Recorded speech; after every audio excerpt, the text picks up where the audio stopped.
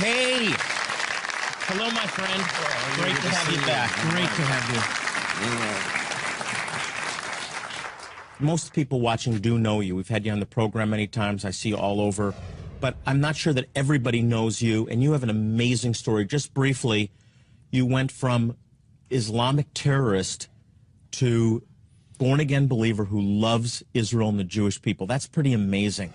Well, my mother was American, Christian. My father was Muslim, lived in the Middle East. I was born in Bethlehem, a little village that you guys sing about once a year and forget about us for the rest of the year. And I grew up in Bethlehem and in Israel. So I breathed the air of Israel. And I, was raised to hate the Jews, hate America. And whoever says that's not true, that's exactly what they teach in those schools. And so growing up in the schools in the Middle East, it really creates a terrorist. The Palestinian areas is probably the hub of all, top-notch terrorism in the entire world. I have first cousins who were terrorists. I have mastermind of a suicide bombing operation. I got another cousin who was shot in his way to Ben Yehuda Street to plant a bomb. Of course, I did my first operation when I was 16 years old. I planted a bomb, and it exploded. No one was hurt. And so 1993, my life took a turn. I wanted to convert my wife, Maria, to Islam. It's a duty of every Muslim male to convert his non-Muslim wife to Islam. In that process, my wife gave me some challenges. She said, do you always claim things about a book you never really read or studied? That means the Bible, because I made claims about the Bible, so you never really studied the Bible. So I said, for a woman, you're pretty smart. And I bought a Bible, began to read it, and right there from Genesis, really what I found out, that what's the antithesis of what's in the Bible was Islam, In other words, the spirit of Antichrist, if you look at the Bible, denies the Father and the Son. So as a Muslim, we denied the Trinity. We denied the crucifixion. Everything that is holy and precious in the Bible was made unholy in the Quran and in Islam. So I began to see, how could God manufacture many religions? It can't be possible. So that whole study ended up with me finding out that, God have ordained and spoken the truth from the beginning, as in Isaiah. For I am God, there is no other. I am God, there is none like me, foretelling the end from the beginning. It's not just 8,000 verses in prophetic verses in the Bible. The whole Bible was prophetic. So seeing everything from the names, Bethlehem, where he was born, everything was prophetic, all the way to Revelations, was talking about really the struggle between good and evil, between God and Lucifer. And the whole thing is so complex, but it just took me a year. I couldn't put the book down. And I ended up becoming a believer. After an argument with my wife, Maria, I really learned in America, the guy hits the couch. I was sitting down 3 o'clock in the morning in the couch. She won. She won. And I said, it's either she's right and I'm wrong. How could she be right and I'm wrong? She's a woman. I'm a man. I had to end up confessing that I was wrong. And she told me a month later, you're not the husband that I've known. I said, do you want the old husband? She says, no, I like the new one a lot better. Thank you very much.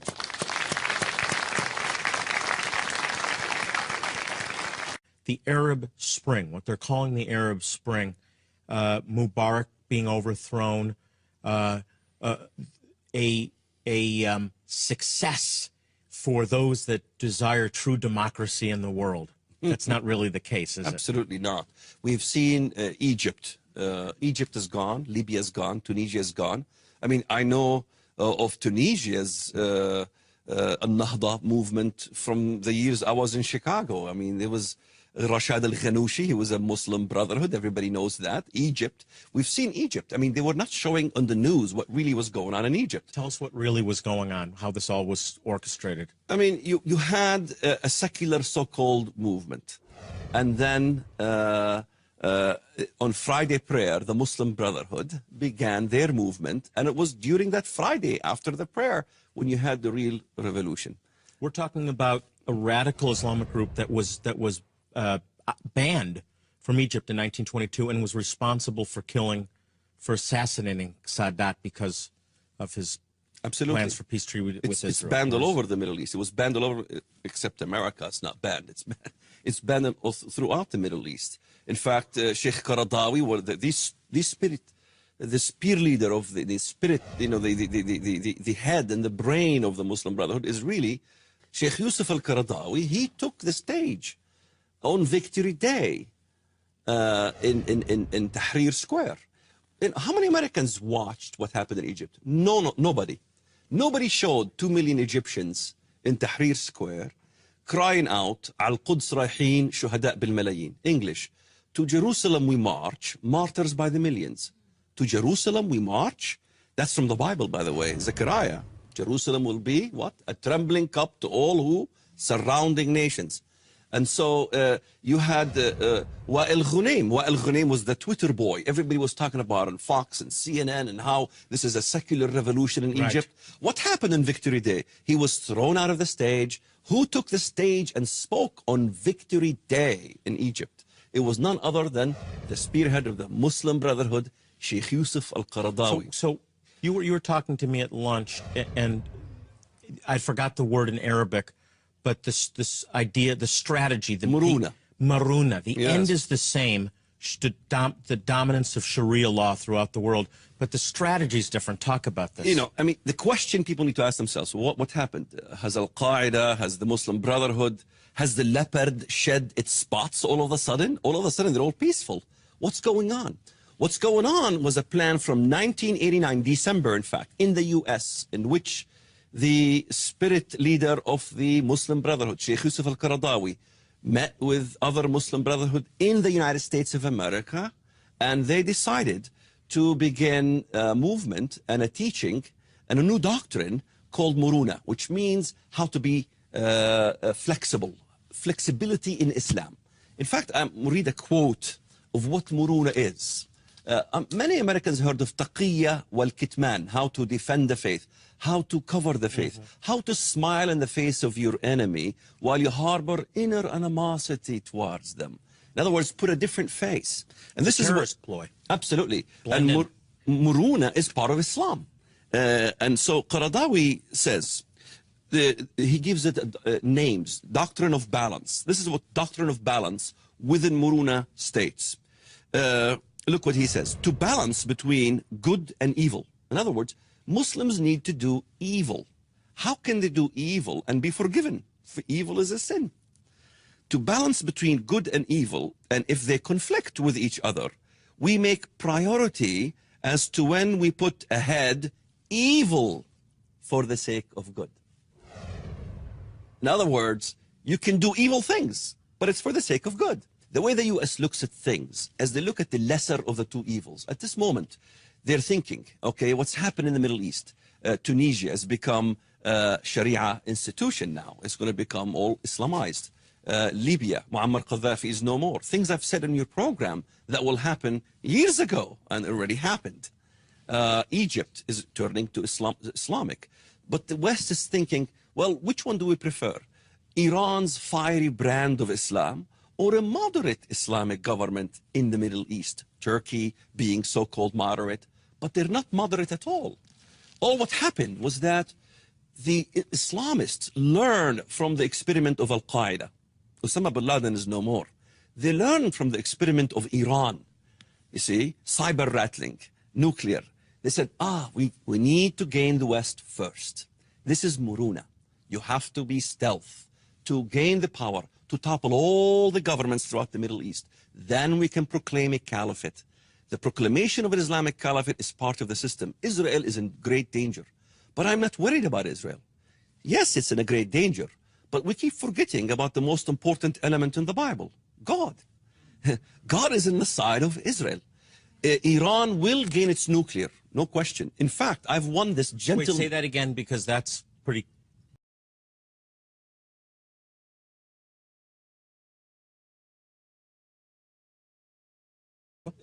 They could launch them against Israel, but remember, the Israelis have the Arrow missile.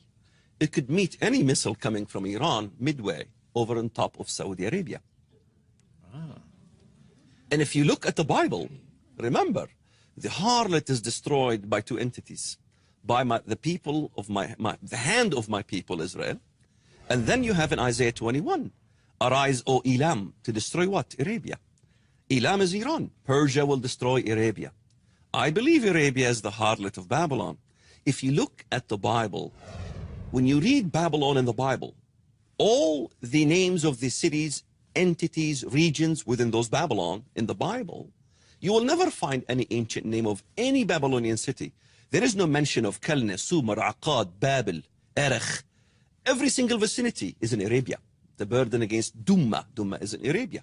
The burden against the Didan, Qidar, those are all in Arabia. It's born from Babylon. That's why it's called the daughter of Babylon. We need to focus on Saudi Arabia because it is mentioned heavily in the Bible. Okay, so now we're shifting into Bible prophecy, and I think that the mainstream view for many, many years has been a revived Roman Empire, yes, 10-nation confederacy, revived Roman Empire that eventually the Antichrist emerges from. Now, you see something very, very different in Scripture. Jewish people, when you go to synagogues, have to be amazed to hear a former terrorist that now actually is saying publicly, Israel has a right, the Jewish people have a right to this land, according to the Word of God. Absolutely. I ended up speaking to more Jews than Paul, literally. And I'm warning them what's going to happen. I mean, I'm warning them. I mean, I have been telling them for years what's going to happen. I remember the days when I said, Turkey will arise as an enemy of the state of Israel. They were laughing at me. So it was at that time, Turkey was a very good Turkey was a good friend of Israel. Buying lots of water and Absolutely. lots of trade. It's changed. Absolutely, but I read the Bible. I know where that is. And now they're asking, how did you know? I said, I stole the material from your grandfathers.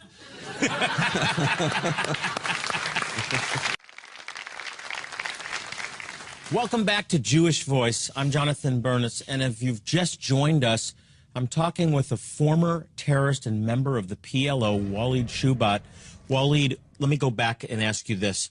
Give us the scenario, the end-time scenario that you see taking shape in the Middle East. Look, Jonathan, it's not the EU. What we've seen going on in the Middle East is exactly what we shared years ago on your program. North Africa will fall. Egypt will fall.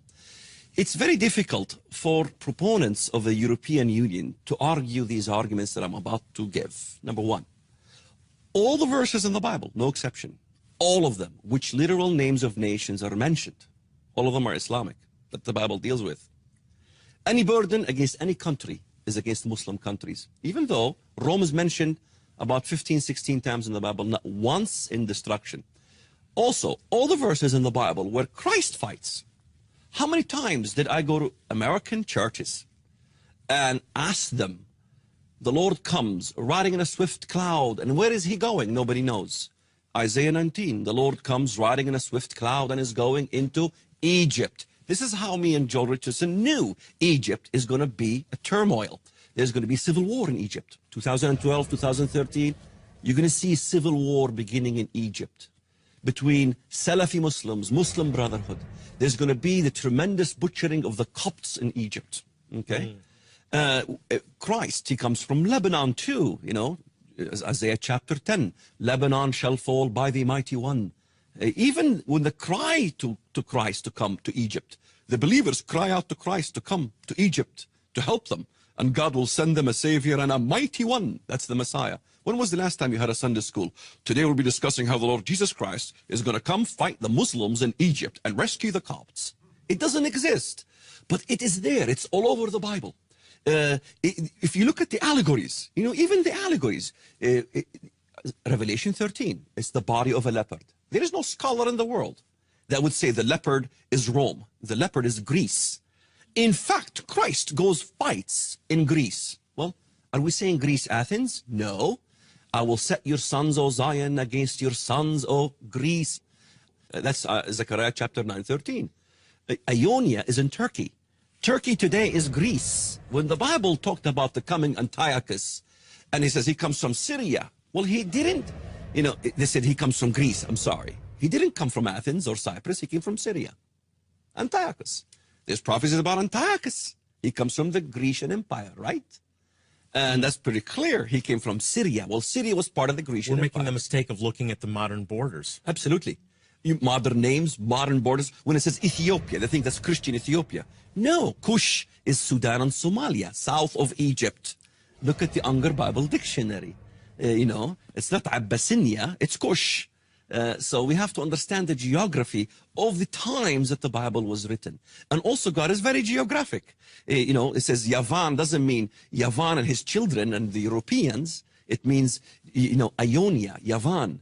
And that's in Turkey. So Turkey plays a growing role. Jesus said I want you to go back to something. I want to go back to something we talked about before, the prophecy of a recovery from a head wound, which we've looked at traditionally as an individual. I know John F. Kennedy was going to suddenly reappear. Did he appear? He's surviving from the fatal head wound in Dallas.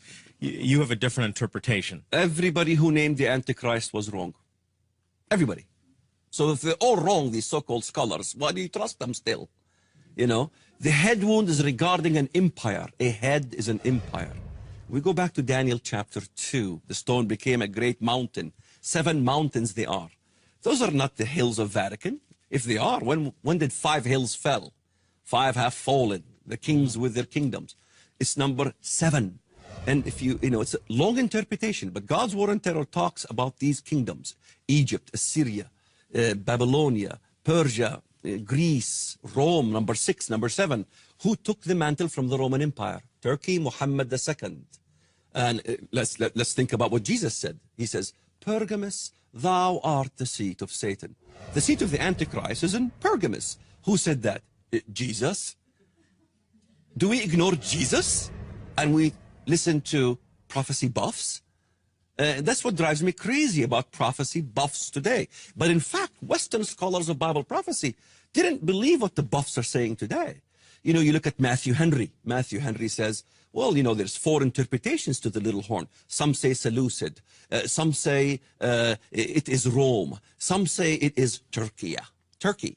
Let's wait and see, because prophecy have multiple fulfillments. We must give God the latitude to what he was trying to tell us. I don't think most people know Turkey was the center of the caliphate. It was the center of the Muslim world. Absolutely. This was the head. That's what was during wounded. the Ottoman Empire. You removed the And Islam. they ruled Israel until 1917. Yes. In fact, they're right. It's the Pope. It's not the Christian Pope. It's the Muslim Pope. A caliph is is literally the representation of Muhammad on earth. So Turkey recovers Recovers from the head wound inflicted absolutely. by and the by British Empire. peace, he will deceive many. They will use secular, peaceful Islam.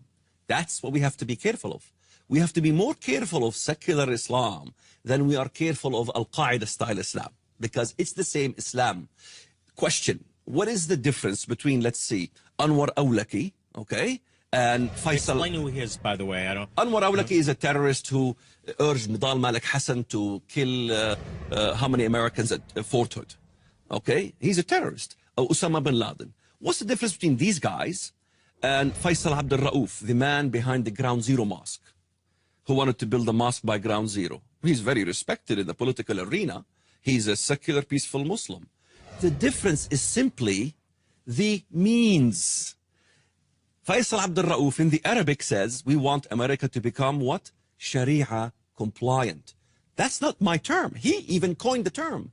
America must become Sharia compliant, but we must do it through stealth. We must do it through muruna. Maruna. We talked about that briefly. It's a strategy, right? Absolutely. It's a strategy that allows what's not allowed in Islam under Sharia law to accomplish by peace an he end. will deceive many. By false peace, in other words, we come in peace. Well, when they say peace and safety, sudden destruction will come. It's about false peace. Where do you see America coming into Bible prophecy? That's a great question. Turkey is the second largest army in NATO. Americans don't understand. He says Turkey. What's this country, Turkey? Second largest army in NATO. Larger than the army of Great Britain, France, and Germany combined. Anybody know that, by the way? I didn't. Yeah. Obama is giving Turkey 100 F-35s, courtesy of President Obama, which will make your air superiority in the region very weak. Now, America is number 1, Turkey is number 2 in NATO, as far as the army, okay? Where America fits is interesting. People ignore where America is in the Bible.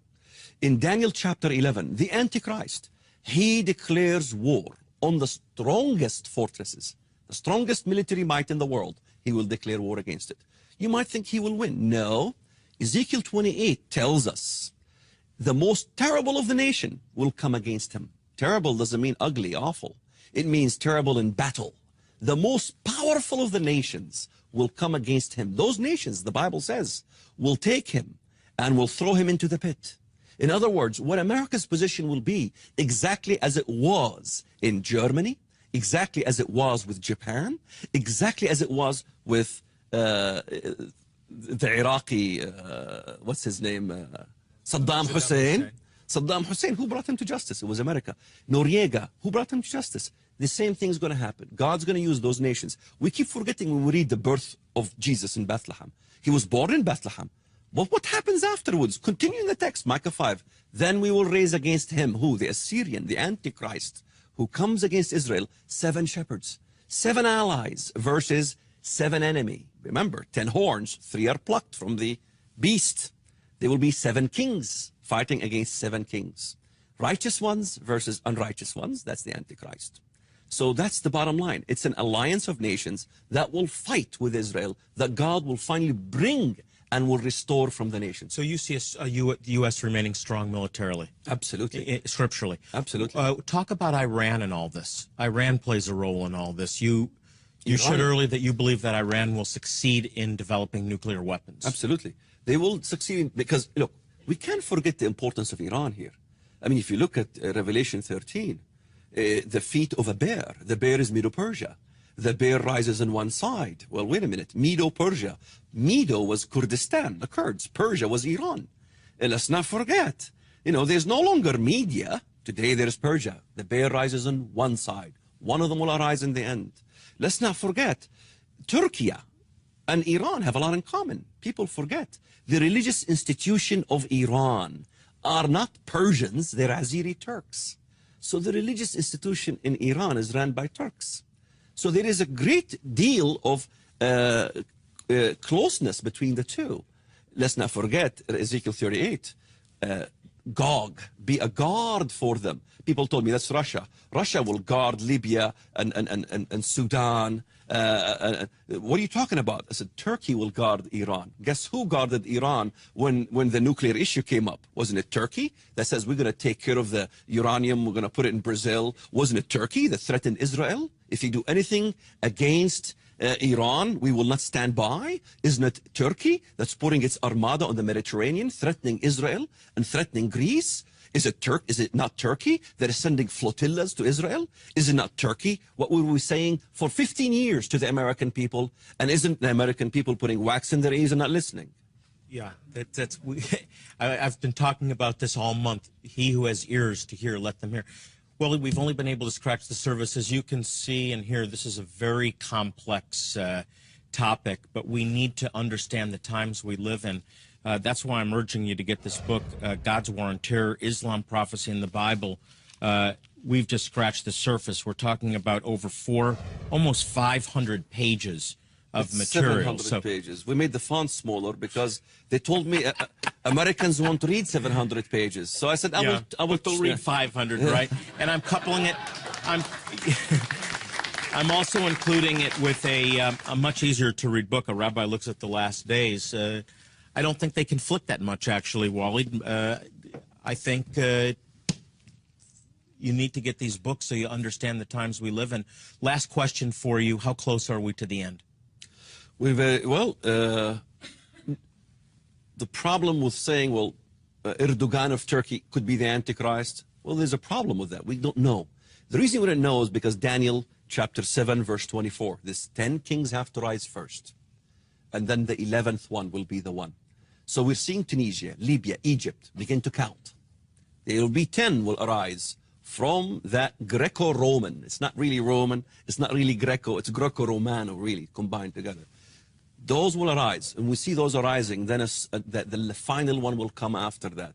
So it could be the next one in the Turkish government. Well, until he returns, we'll keep having you back on to give us updates. Thank you so much, Walid, for being back. Walid Shoebat, everybody.